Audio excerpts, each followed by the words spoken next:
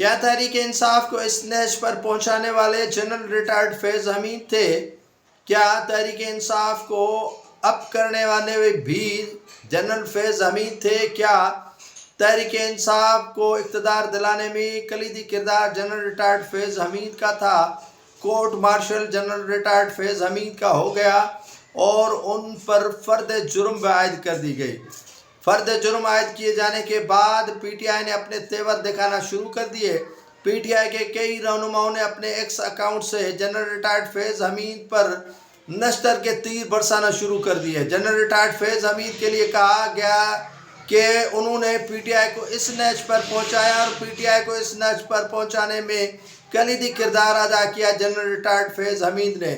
کئی رہنماؤں نے کہا کہ بانی پی ٹی آئی نے ان کے کئی حلقوں پر وہ انتخاب لڑنے کے لیے جنرل ریٹائرڈ فیض حمید کے کہنے پر ٹکٹیں جاری کی۔ جنرل ریٹائرڈ فیض حمید سیاہ و سفید کے مالک تھے۔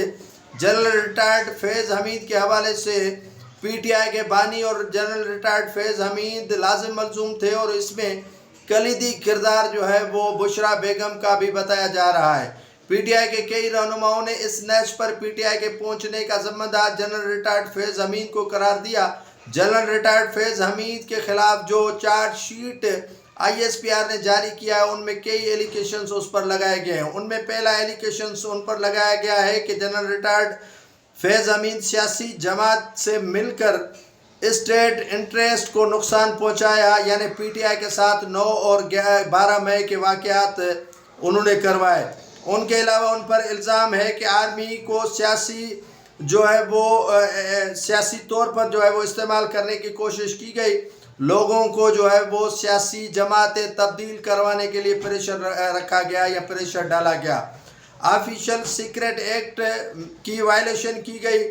گورنمنٹ اسٹیٹ انٹریسٹ کو نقصان پہنچایا گیا، جو نقصان کیا گیا تھا کراچی، لاہور، اسلام آباد اور اس کے علاوہ پشاور، راول پنڈی، JHQ پر، اسی کے تناظر میں یہ ان پر ایلیگیشنز لگائے گئے ہیں۔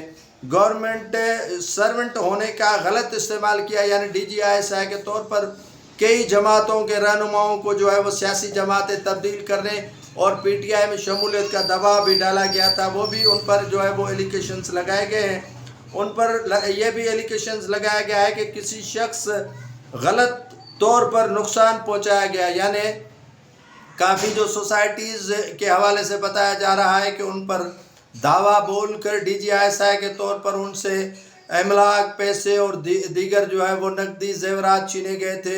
وہ بھی کیس ان کے خلاف سپریم کورٹ میں چل رہا ہے۔ بانی پی ٹی آئی کہہ رہے ہیں کہ جنرل ریٹائرڈ فیض حمید اثاثہ تھے پاکستان کے، جن کو گوا دیا ہے پاکستان آرمی نے۔